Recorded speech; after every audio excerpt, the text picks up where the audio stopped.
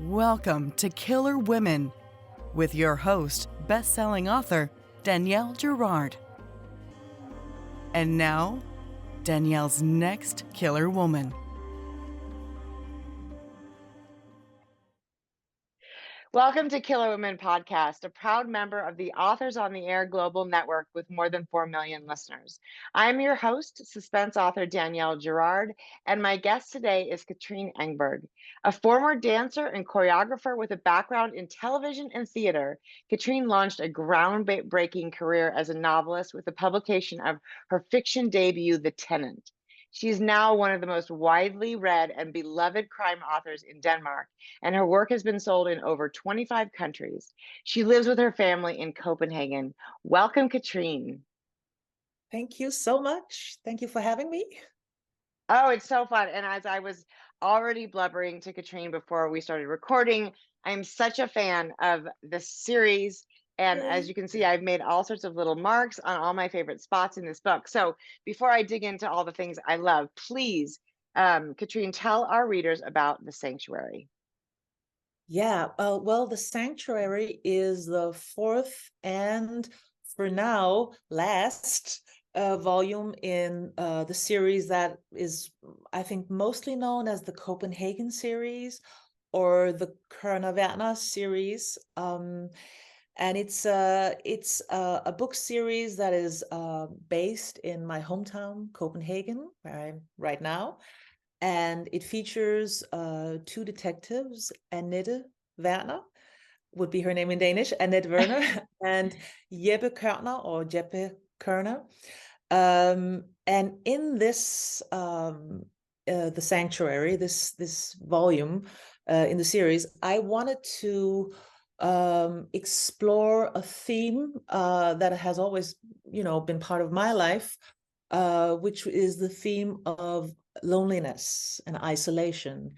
And it just so happened that I finished writing this book as the pandemic hit and the whole world was suddenly subjected to a whole new kind of isolation and loneliness. So the theme was kind of, it was very present and relevant to me. So in this book, I'll make it brief. I'm sorry, I'm a very long. No, we have all day for you. You tell us everything you want to tell us. I'm so excited.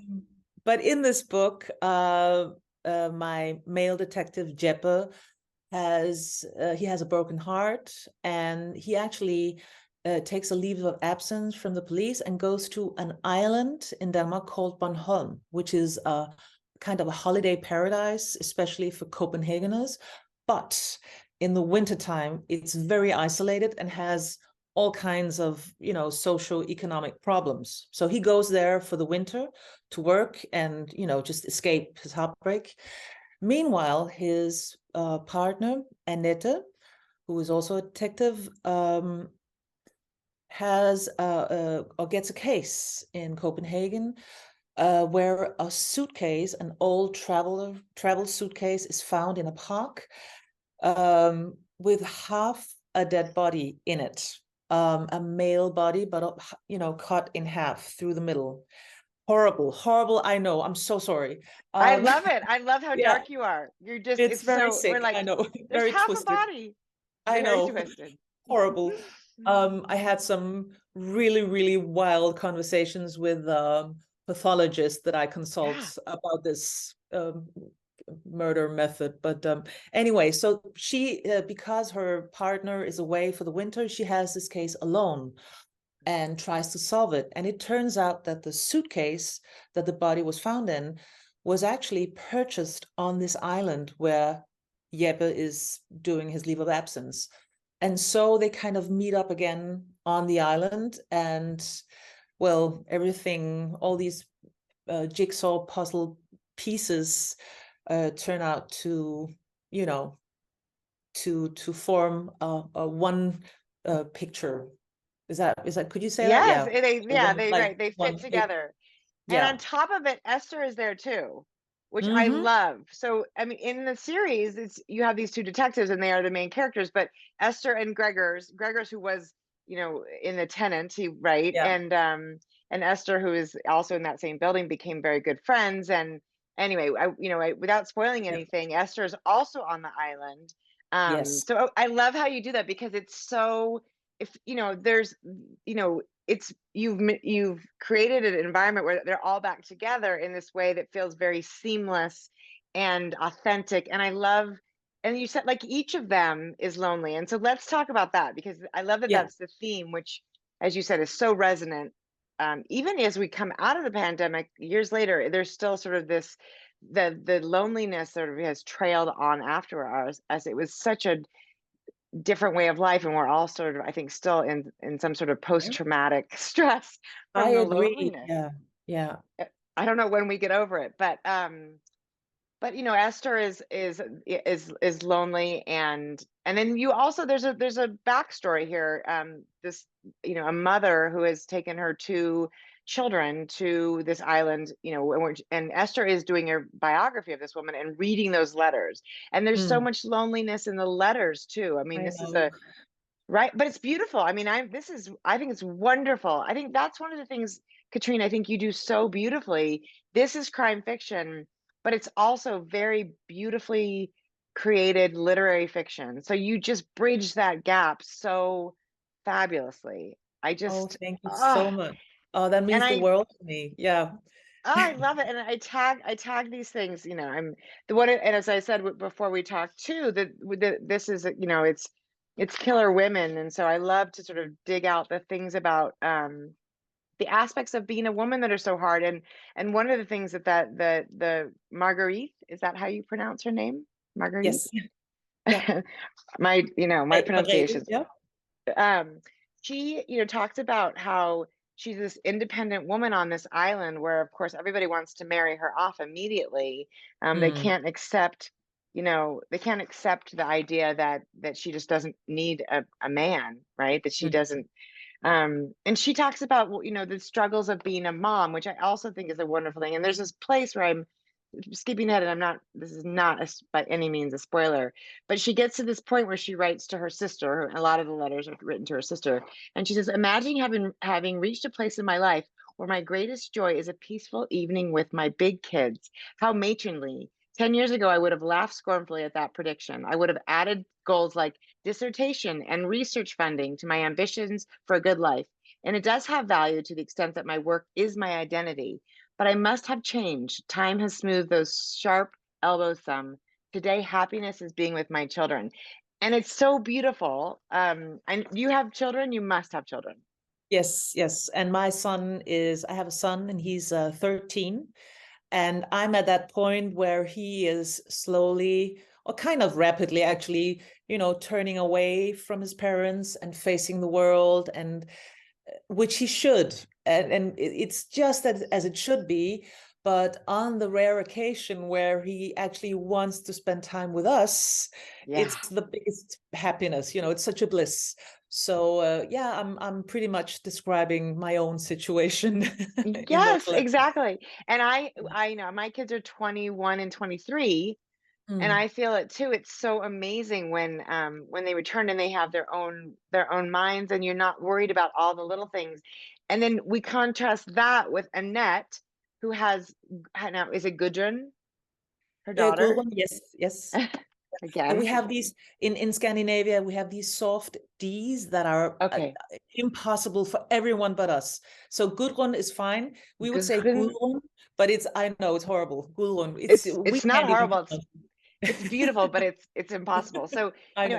and because Annette is working this case, her husband has taken Sven Yes, has yes. taken their daughter away, and she has this, again, this thing that hits me as so totally universal to mothers and so right on, where she's sort of mothering, From Sven's afar. from afar, and Yeah. the daughter's got a little fever, and she's like wanting to tell her husband exactly what he should do in terms of medication. It's just, again, and the contrast between the two, right? The sort of young, how much it takes to raise a young child and to be so involved. Anyway, I want to hear about, you know your own experiences, and how sort of, because Annette, the daughter is new in, was it book 2 that she was Yeah, the pregnant? Butterfly House. Yeah. Yeah. So Yeah. yeah, you introduce, and it's a complication for a detective. Yeah, and also Annette is one of those women who actually never saw herself becoming a parent. And um, being pregnant at 44 was a surprise, and not not an entirely welcome one.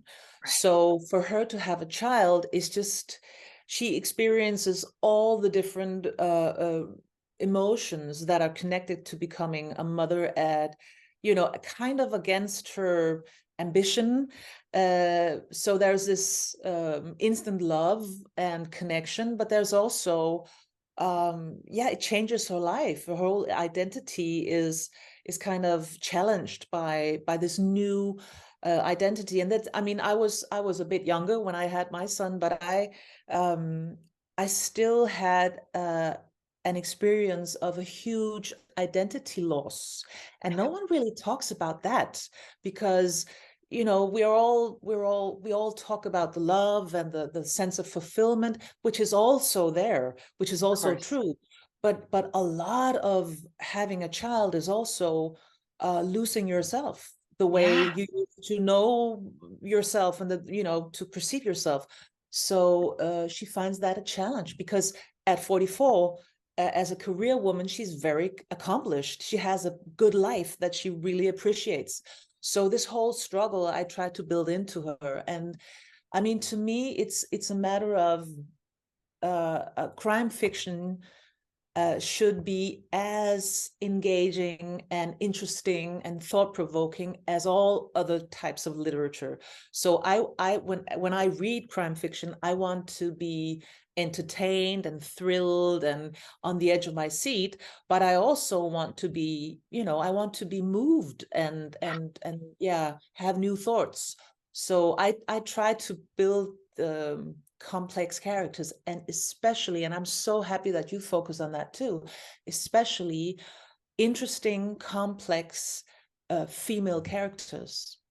I was actually just the other day, I was watching Breaking Bad with my son, Yeah. which is a wonderful series. It's great. Um, but the women in the series are, I mean, all the female characters are just one-dimensional and Mm. annoying. And my son was kind of commenting on it, and I thought, yeah.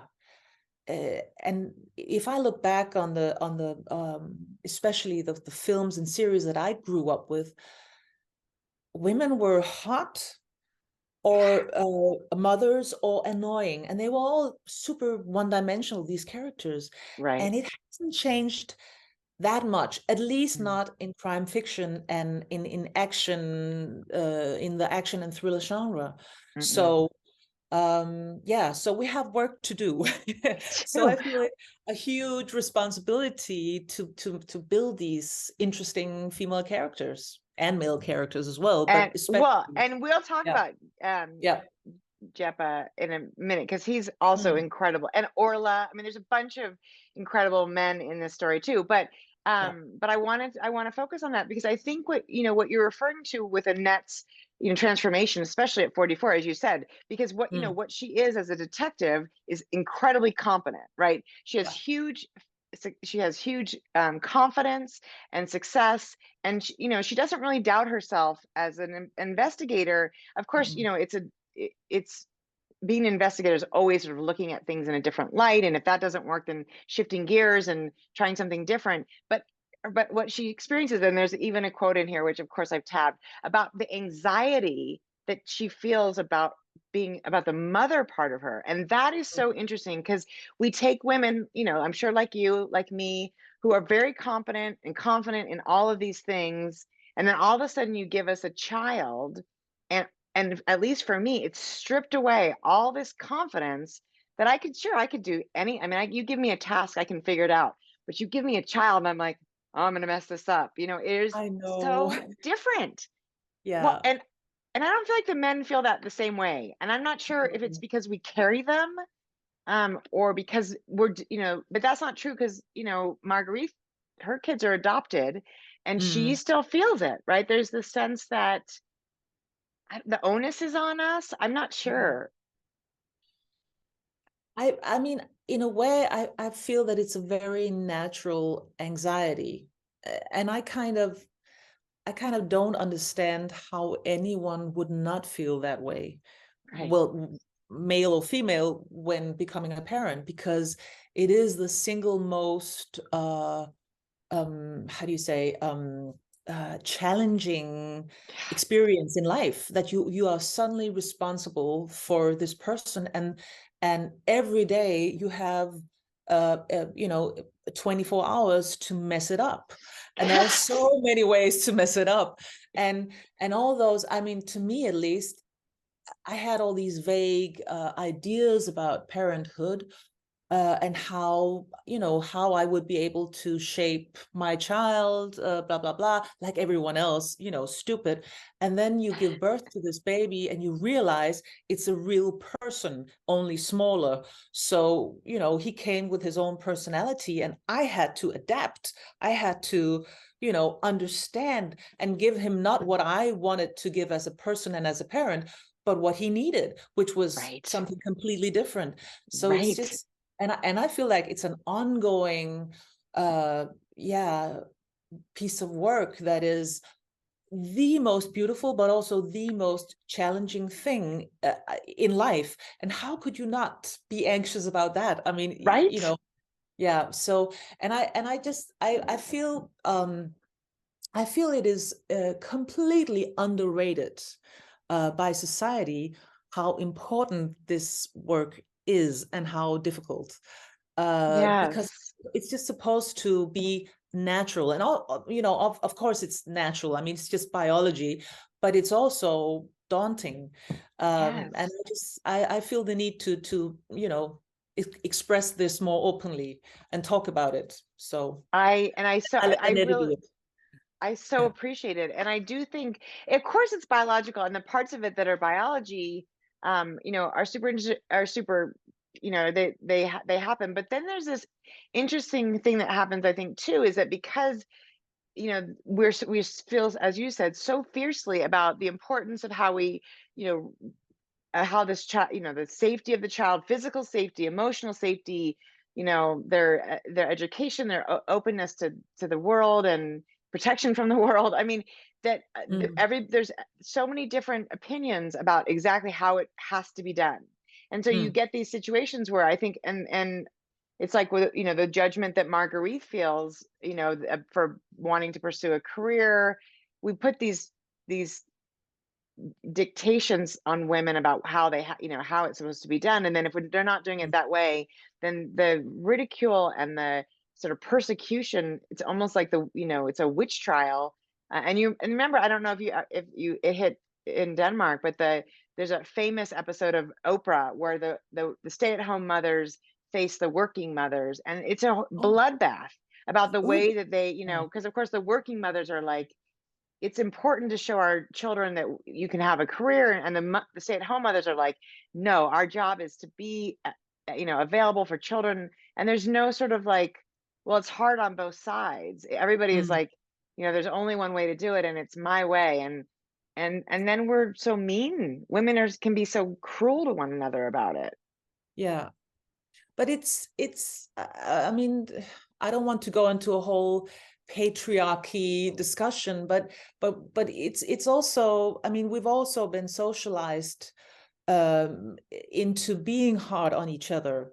Yes. And I mean, parenthood is in many ways a natural thing, but motherhood is a cultivated, in many ways, a cultivated situation or circumstance. So all these expectations are not in our DNA. Mm-mm. Many of them are cultured. Um, you know, by society through thousands of years of patriarchy. So Yeah. we do need to challenge them. And I'm not saying, I would never tell anyone to do this or that Right. this would be more right than that. But I do, yeah, I do feel like it's a situation that needs more nuances, and that we need to talk more honestly about. Yeah. Um, also that like also the mothers who choose to stay at home and devote their full time to, but also like, you know, if we can all be more open about the challenges of being a parent, Yeah. that would, you know, I Yeah. think would suit the whole discussion immensely.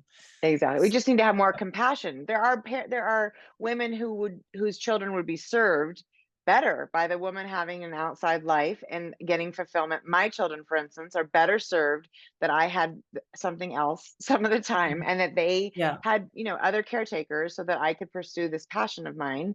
And and yet there are mothers I know and love whose entire passion was to be there for their kids, and they're amazing moms too. So I think you're right. We just need to yeah, make a little more room for each other. At any rate, I got very into that because it was just, you do such a beautiful job. And I do think, as you said, it's a discussion that doesn't get enough air and doesn't get enough, um, you know, understanding about how sort of difficult and anxiety producing the mm, process is, and not like you said, not just for women. I think dads feel that too, and yeah, their roles, as are changing, and it's difficult for them too. There is just something about that, as you said, the sort of cultural pressure on the mother that has yeah, been sort of created over time. So okay, but let's talk about Yepa, yeah, because also yeah. he is Jepa. I'm going to really try to get that. By the end of the conversation, I'll be able to pronounce one of the names totally correctly. Perfectly. Perfectly. In addition to yours. Thank you for making yours simpler for me. But Jepa, I also felt like his loneliness and heartbreak, and his Sarah in his mind. What a beautiful, situation that is too, and also so real. So many men in crime fiction are these sort of tough and, you know, um, and he's really not. In some ways, actually, Annette's sort of the tougher, one. And I love that Yeah, dynamic between them. It was lovely because they spent a lot of this book not exactly together, right? They would sort of talk exactly. on the phone and text and Yeah. whatnot. But can you even remember back to when you started the Tenant, how these characters sort of came to your mind? Who came first? How did it's? Yeah. I know it's a long time, but No, no, can no, no, you? no. But you are spot on with the two of them and the gender roles between them. But actually, the very first character, the one that started the whole series off for me, was Esther De Laurenti, who is Yes. my retired professor, literature professor, who in the beginning of the first book, The Tenant, she's just retired from the university to write a crime novel, which has been her ambition her whole life. And she's this fun older woman. She has short red hair. She's very emancipated. She's also a bit of a wino, and she's a very colorful person. And it was really interesting how she kind of popped into my life, because it just happened by chance. As you said in the beginning, I used to work as a dancer and a choreographer for many years, and the writing has always been there, but it's just been my own private thing, a diary and letters and journals and stuff. And then one day, 7 years ago, I went for a walk with my family along this street in an area that I'm not familiar with, and there was a sign on one of the houses that says Laurenti, the family Laurenti, and the name just struck a chord with me. Uh, and I can't explain what happened, but it was just the name that kind of set it off. And suddenly this elderly woman moved into my head, and she wouldn't leave. And I just I started I kind love of, it. yeah, so I just kind of started spinning, or making up these stories about her. And then I started writing them down, and I realized the plot thing about her writing a crime novel that was suddenly, realized, or, suddenly took place in her own house. And I just loved that idea, and that's where I went from. And then I wanted to write about police work, so I invented these two detectives, and I kind of just switched the genders. So I wanted to play around with some of the more classic cliches of two detectives, but I kind of just swapped their sex. So Annette would be as you said, she doesn't doubt much. She just, she just does. And she's very competent and very authoritative. And she lives in a happy marriage with Sven and their 3 dogs. And, she's all good. And then there's Jeppe, who's also like, he's a beautiful man, and he is a man, but he's a sensitive soul as well. He's a poetic soul, and he's he works much more intuitively, and he doubts everything, like as a way of life. Like he's a existentialist. He's and the two just I love their dynamic. They kind of always nag a little at each other. They love each other all the same. It's like an old married couple where you're like, Yeah, how or like siblings. They have a little Yeah, like exactly. they know how to poke at each Yeah. other, but I think there's genuine affection between them, and it is so okay. I love that Esther came first, and that makes actually so much sense for the Tenant in particular. Yeah. But what I found amazing when I started the Butterfly House was that, oh my gosh, you always expect the detectives to continue, right? I mean, in most series we see a detective or a group, a pair of detectives, and then they're the core of each story. But in your stories, you've always managed to keep Esther and Gregor's in there as well, which I have loved, because Gregor's is in the building as well. Yes, and you know what? You're absolutely right. I actually planned on losing her after the first book. Esther is kind of built into the plot of The Tenant. And I thought she would, that's where she belongs, and that's it. But I just couldn't get rid of her. I mean, I don't know. I have real genuine affection for her. And out of all the characters, she just felt like the backbone of the series, which was a huge problem, because how do you defend having this, retired professor of literature in a crime novel, and in the next, and then the next. So it's been a huge challenge, but I like challenges. You've So done it beautifully. And I'm not ruining anything for anybody, but it makes you have to read all 4 books to get to Esther's, to really this incredible conclusion for her. And did you, I'm not going to talk about what it is, but did you know in advance what was, where we were heading with Esther? Yeah, I did. And it was a very emotional thing for me. And also, as you say, like, if you read the whole series and you get to the 4th book, you will understand why it feels like a closure for me. Yes. And I have to admit, I wasn't completely sure that this would be the last book in the series, but I had an inkling. And then when I came to the last scene and I was writing it, this is going to sound I'm so like, I'm full of myself. I'm so sorry, but I started crying, and I was bawling my eyes out, because I suddenly realized this is the end. I mean, this is I can cry right now about it, because I was absolutely, it's so so emotional. touching. Yeah. Well, it is, and it's a lot of people, you're a series writer, you have been to this point, and a series is very different, because it's like a long-term relationship. A standalone book is, it's a 1 year or 2 year relationship with the characters, but these characters have been with you for, that's a long relationship with It them. is. So how does it feel?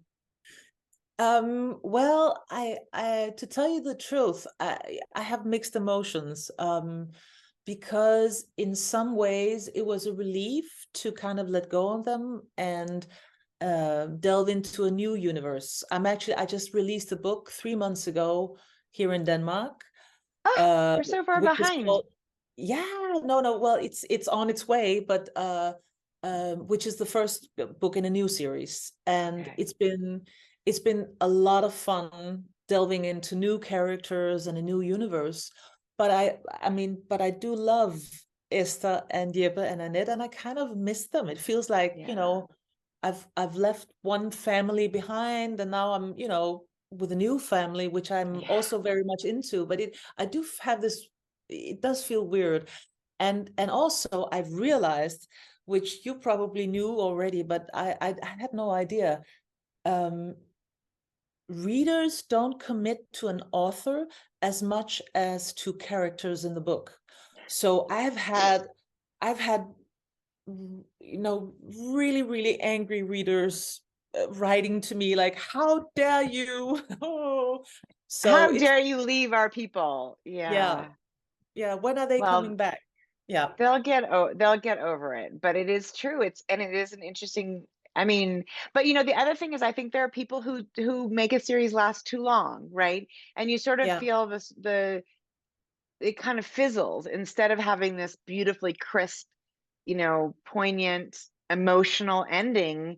yeah. And it's so much, it's a beautiful way to end it. Although I too was like, I'd heard a Yeah. rumor that this was going to be the last of the Copenhagen series, and I was like, oh, that can't be right. There's no way. Yeah. But now I have a question about when you wrote the Tenant, did you Mhm. imagine it as a series? Did you sell it as a series? Well, I didn't sell it as anything because I honestly didn't really know what I was doing to begin with. I kind of just sat down and wrote. But I was actually contacted by my literary agency even before it was released in Denmark, and they signed me up and kind of challenged me a bit. Like, what are your plans? And I was like, I don't have any plans. So start making some. So I Yeah. actually, yeah, it Yeah. was. I grew up quick. Yeah. So I did actually quite early on plan for it to be a series, but I refused to commit to a number of books in the series because I knew that I had to write as many as it felt right, and Right. then I wanted to stop. And just as you say, I've read series that I loved and that started to fizzle, and it's just such a bad feeling. Like you really, Yeah. really wish they had stopped earlier. Right. And so I wanted to yeah, end it while the going was still good, and then yeah, Right. rather And keep the readers hungry than right, having exactly. And yeah. people will ask, I think it's natural for people to be like, is there gonna I have series that have been there's no new books in a decade, and they're like, is there another book coming? And I'm like, I probably, Who knows? probably not, but you never Yeah. know. Exactly. Yeah. It's so true. So and then, okay, so I want to hear a little bit more about your about this new idea, but I also want to talk a little bit about. I want to go back to the Jeppa and also Orla. I want you to talk about Orla because when Jeppa lives on this island, he lives in this Yeah. sort of little house, like a small house. Yeah. He's cutting. He's a lumberjack, He's a basically. lumberjack. Is Yeah. a lumberjack, which is so what a funny. I mean, it's so Yeah. great. But Yeah. his neighbor is this much older gentleman, Orla, who he sort of cares for. And Orla, Yeah. I love this. Orla has pets. Do you want to Yeah. tell us about Orla's pets, Katrine? Because Yeah. that just was so I great. ha yeah, I have to tell you the background for Ola's pets because I was on a book tour in Germany, and I met one evening. It was one of the librarians, I think, at a venue, and I talked to her, and she was like a woman of, she was maybe 25 years old, and she lived on her own with her pets, and they were rats. And I was like, excuse me, what? And she was, yes, she had 17 pet rats. And she showed me pictures of her rats, all of them named after different characters in books. And this is Harriet, and Harriet has this and that personality. And she just took me through the whole like a whole new universe that was completely unbeknownst to me, uh, Right. of the rat owner. And I just fell in love with the concept of owning Right. 17 rats. So I let Ola, this elderly, or this old gentleman, who is Jeppe's neighbor at Bornholm, he has 12 pet rats, and he keeps them in cages, in 2 cages, one for the boys and one for the girls, because that's how you do it, that I learned. and then he lets them Yes. out into his house, like one cage at a time, because they can't run together, obviously. Um, We'll have a and lot he more has, rats. yeah, exactly. And he has a lot of problems with it because he gets visits from the how do you say, the community Yeah, like center. They so bring like him yeah, like a food and social yeah, worker who gives a meal, yeah, like meal meal delivery. plan, yeah. And they won't come into the house because of the rats. And Yebe tries to help him a bit. Um, and also, and that's the thing that I love a lot. Ola helps him back, and Yeah, I always try to let the characters have strengths and weaknesses, yeah, and something, some partly sympathetic and lovable, but also they have to have some sharp edges and be, have sides to the right. character, their personality that are maybe not so endearing. But anyways, Ola is an avid reader. He used to read with his late wife, and he asks Jeppe to get him a book, which is about Alexander Selkirk, who was the inspiration, the real life inspiration for Robinson Crusoe. Oh, Um, Namely a pirate, or he was someone who traveled the sea, who was shipwrecked. And no, sorry, he wasn't shipwrecked. He was actually he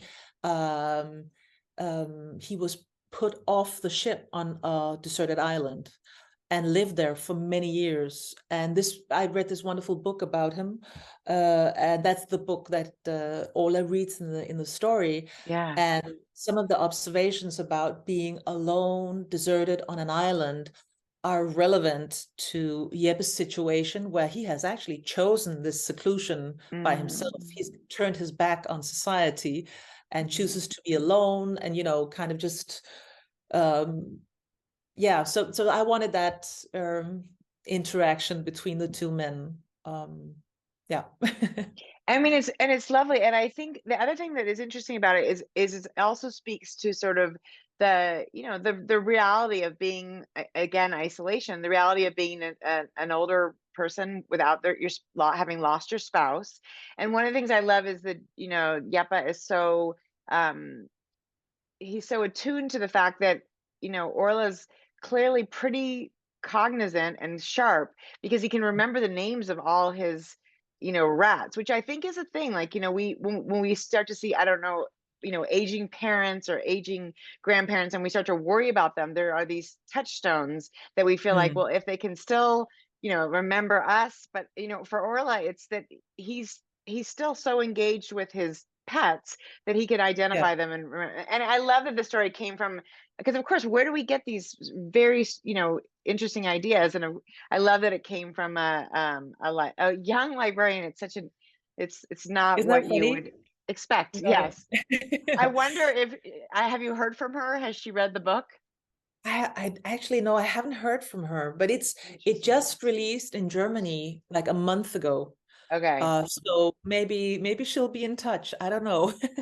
I But think if she I'm always intrigued by the many different ways we human beings find of um of creating some kind of meaningfulness in our life. And absolutely. we all have these very different approaches, and it's just so thrilling to to hear how other people make something out of their existence. Like, do you want someone to love? Do you want rats? Do you want, like, what Right. is your thing? It's just And it's so important that we find amazing. something, right? The Yeah, fact that Orla has that, I think, is such a gift, even though, like you said, it's causing him some problems. But I think about how lonely someone would be without anything. I yeah, mean, for me, once my kids went to college, I started to collect dogs. I have three dogs now. I only had one dog, and now I've got three because it's quieter in my house, and I needed to, fill the yeah. space. So I want to ask, did Esther's appearance in your life, because you talk about having retired from dancing and choreography.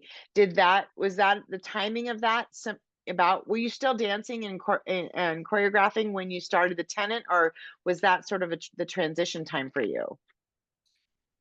It was definitely a transition time, and as a matter of fact, I was becoming more and more serious about theater work.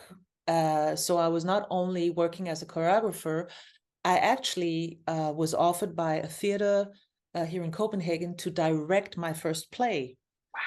And that play had its opening night 7 days before the Tenant came out in Denmark. So within a week, I debuted as a director, theater stage director, and as an author. And it was like riding two horses at high speed at the same time, like, Oh my one gosh. foot on each horse and just trying to hold on for dear life. But the wonderful thing was, uh, I remember sitting on opening night watching the play, and it had turned out, quite good. Yeah, I you was, were pleased. yeah, I was never, you're never satisfied, but I was kind of Right. happy with what we made out of what we got. And it had actually a very good critique, and people liked it. But on the opening night, I remember sitting in the theater, and knowing without any kind of doubt, for the first time in my professional life, that I wanted to write, that I was never going to do theater again. And Oh, that I got this was, shivers.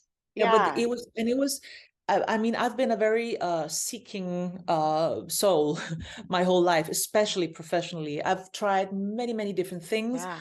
And I've always had the feeling that the dancing, I mean, I love dance, I still love dancing, I but I've bet. always Yeah. had the feeling that as a profession, it was like wearing like a sequin jacket that just wasn't made for me. And other people would point to the jacket and say, "Oh my God, you're so lucky. What a beautiful jacket." And I was like, "Yeah, but it's kind of a tight fit." Right. And on that, in that week in 2016, I changed into a tweed jacket with elbow patches, and I just felt immediately at home, and I haven't taken it off Right. since. So for me, that was it.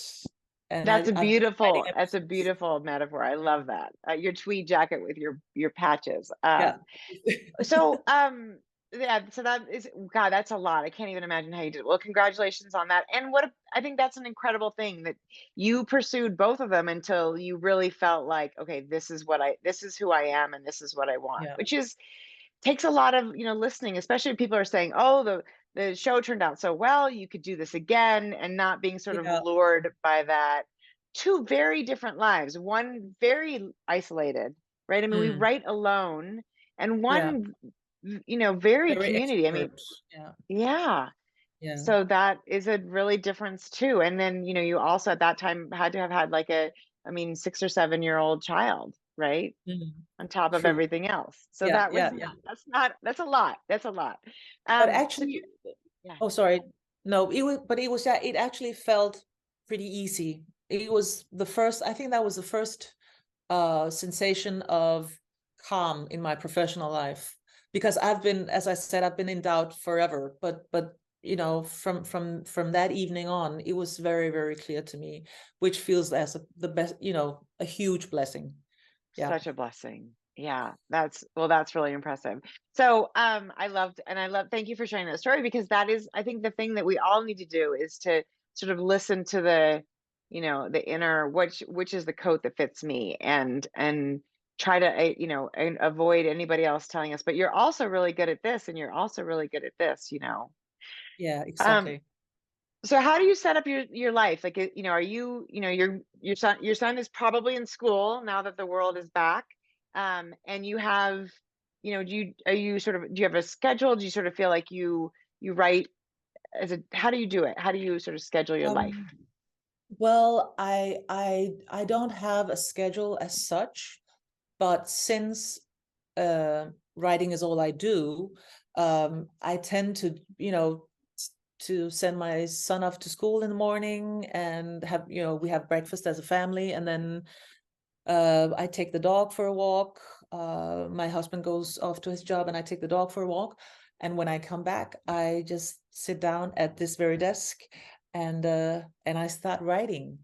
And as you say, it's actually, it just struck me now while you were saying it, that it has been or it is an ongoing challenge working alone, because I mean, I wouldn't be a writer if I weren't an introvert, but I'm one of Right. those introverts who is also an extrovert. I also need people, just not all the time.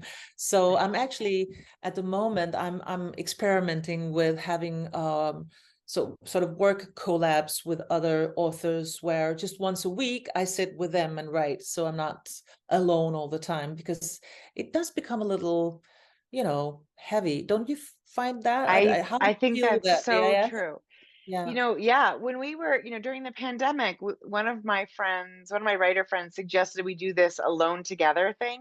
So we would Mm, Zoom, we'd have sort of an open Zoom from, for like 6 hours of the day where yeah, we were alone, but you could look up and see somebody else working. And it was a way of reminding me, oh God, this is work time. And then at yeah, some point we would take a break, and chit chat or, brainstorm or whatever. But yeah, it is. I think it's in this. I think the idea. It's why people. I think it's why authors work in coffee shops or whatever. The idea that you're alone in your own head, you're alone in your story, and then you're alone in your space. It gets to be a lot. yeah, yeah. And it's just I do need the input from the world. I do like having the energy of, like today, for instance, today was a normal working day, but at 12 o'clock, I went for about an hour to a museum of natural, how do you say it? No, yeah, of medicine, like a medicine museum. Um, and I had a guided tour by a pharmaceutical student who told me about all these roots and herbs that are totally deadly. And I was taking notes, and it was super inspiring. And she was like, "Yeah, it's just so like 2 milligrams of this root will kill you immediately." And yeah, and I was writing down, You're and like, it just felt so good to be fed right. all these, new thoughts and ideas.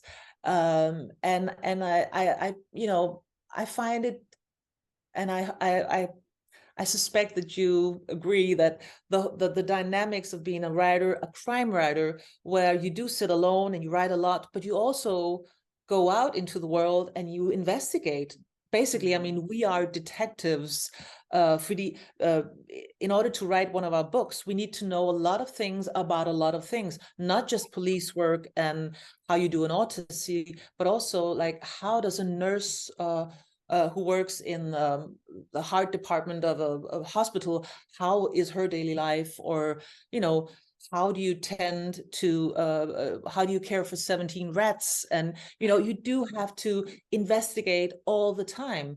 And that means talking to a lot of people, going a lot of places, which is, Right. I think, one of the greatest luxuries of this profession.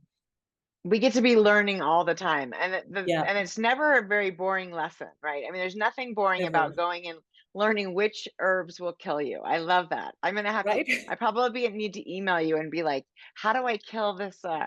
But no, that is so fabulous. Okay, so now I have to ask if you'll will share with us that this new you've got coming out or has just come out that we are going to see, I assume sometime in 20 late 2023, maybe. When will we get it? I'm not sure yet, because Yeah. it's just been translated into English, Yeah. and all my foreign publishers have now, received the manuscript, and they're able to read it now. So it's still early days. Yes. The Danish title is Det brændende blad. The English working title is The Writing on the Wall. I'm not sure what the title is going to be yet. I Of mean, as course. you know, it's They always, change. back and Totally. forth. But it's a whole new story, and a whole new set of characters. My main character is actually a younger woman. Well, to me, she's young. She's 29, Yeah, and that's young. Yes. isn't it? Yeah. Yes. And she's actually also an investigator, but she has just quit her job. She's just left the police. We don't really know why. We're not told why, but we sense that it's complicated. Mhm. And she has lived in a northern part of Denmark, but has just moved back to Copenhagen, hoping for an opening in the homicide department in Copenhagen. And until something opens up, she works as a private detective. And yeah, I wanted to get away from police work for a bit, and Yeah. you know, have only the investigation part and not all the, you know, the to's and fro's of the police work.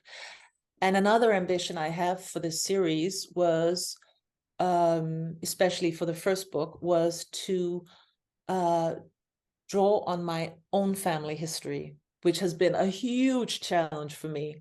And the reason why it turned out that way was actually that when I left the other series behind, The Sanctuary, when I kind of finished The Sanctuary, and I felt the need to create something new that was very personal and meaningful to me.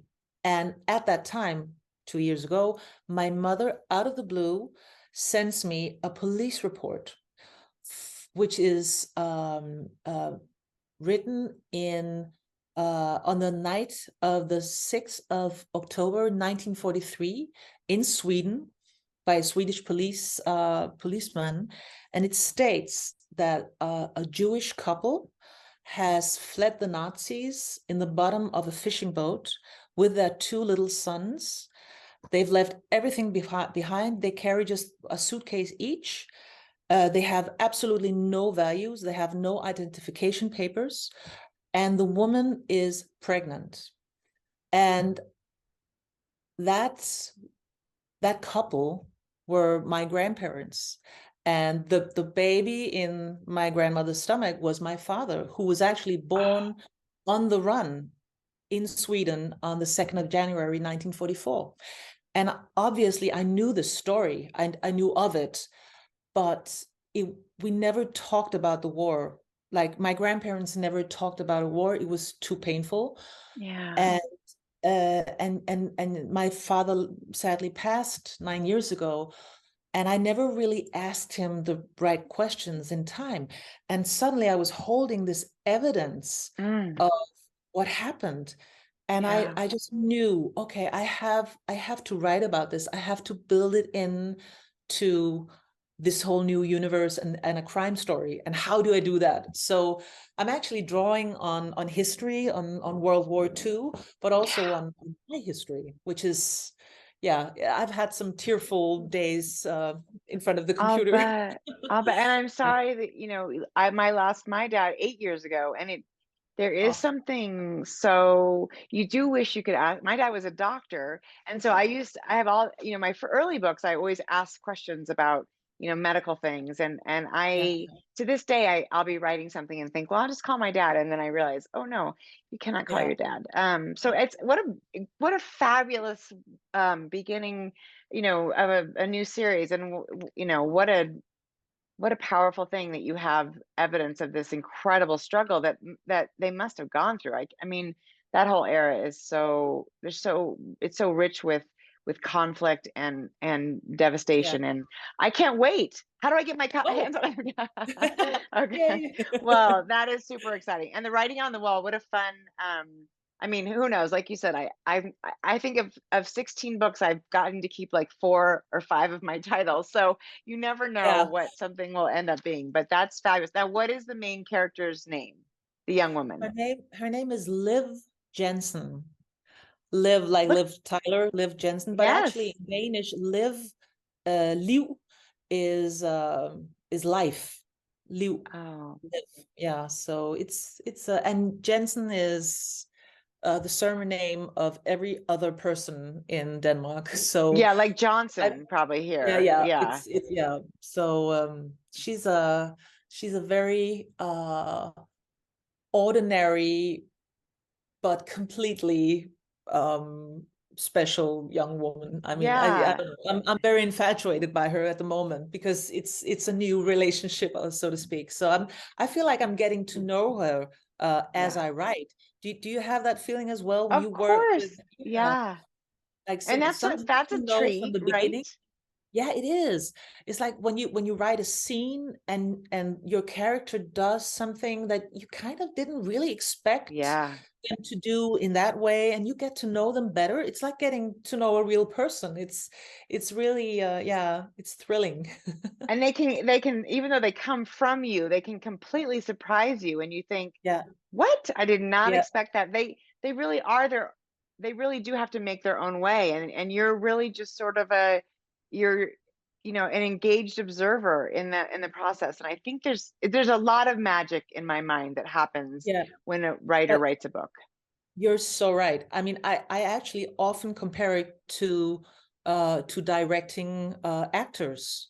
I'm like, Hmm. yeah, I mean, I come into the rehearsal room with a general idea of what's going to happen, but each of the actors have their own idea as well. And when I write a scene with these different characters, obviously I know what's going to happen. I have a very strong sense of, this is what I'm going to write, but the characters have their own ideas as well. That's how it Yeah. feels, right? And people Yeah. So always you think that don't, you're completely mad when you well, yeah, but we also might be a little crazy. There's no yeah. question. So you, it sounds to me like, I will wrap this up because I'm almost out of time. Even though, like I said, I could talk all day.